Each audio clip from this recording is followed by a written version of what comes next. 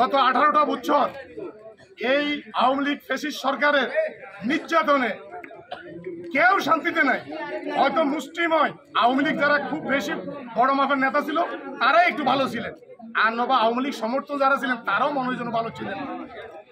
আমি সবার কাছে অনুরোধ করব, আপনারা ওই সমস্ত সকল চিন্তাধারা বাদ দিয়ে আমাদের নেতা আশরাফুদ্দিন মিজান সাহেবের হাতকে শক্তিশালী করার জন্য, কারণ আমাদের এই গ্রামটাতে ওনার জন্ম। এই গ্রামে যদি উনি 100% ভোট না পায় তাহলে অন্য গ্রামে যায় উনি ভোট খোঁজার কোনো সুযোগ নাই।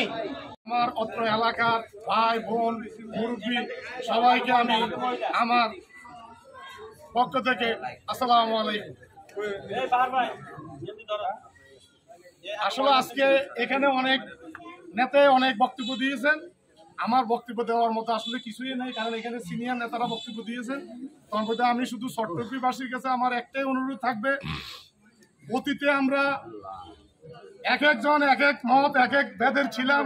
দেখা গেছে আমাদের এই কেন্দ্রে যখন ভোট হইতো তখন আমরা দেখা গেছে এখানে 50% বা 60% ভোট হতো আমাদের নেতৃত্বে আসতো, বাকি ভোটগুলো বাইরে চলে যেত। আমরা সাউন্ড বন্ধ করেন, বাকি ভোটগুলো বাইরে চলে যেত।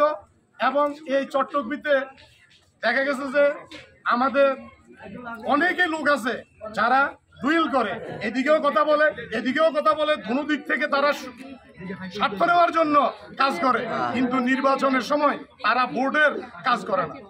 আমি সবার কাছে বিনীতভাবে অনুরোধ রাখবো, অতীতের যত রকমের আপনাদের দুর্নীতি করছেন না সুনীতি করছেন এটা আপনাদের সবার জানা আছে। আপনারা এখন থেকে সবাই আমরা ভালো হয়ে যাব। সামনের দিকে আমরা যে আমাদের নির্বাচন আসতেছে, কারণ গত 18টা বছর এই আওয়ামী লীগ ফ্যাসিস্ট সরকারের নির্যাতনে কেউ শান্তিতে নাই। হয়তো মুষ্টিময় আওয়ামী লীগ যারা খুব বেশি বড় মাপের নেতা ছিল তারাই একটু ভালো ছিলেন, আর নবা আওয়ামী লীগ সমর্থক যারা ছিলেন তারাও মনের জন্য ভালো ছিলেন। আমি সবার কাছে অনুরোধ করব, আপনারা ওই সমস্ত সকল চিন্তাধারা বাদ দিয়ে আমাদের নেতা আশরাফুদ্দিন মিজান সাহেবের হাতকে শক্তিশালী করার জন্য, কারণ আমাদের এই গ্রামটাতে ওনার জন্ম।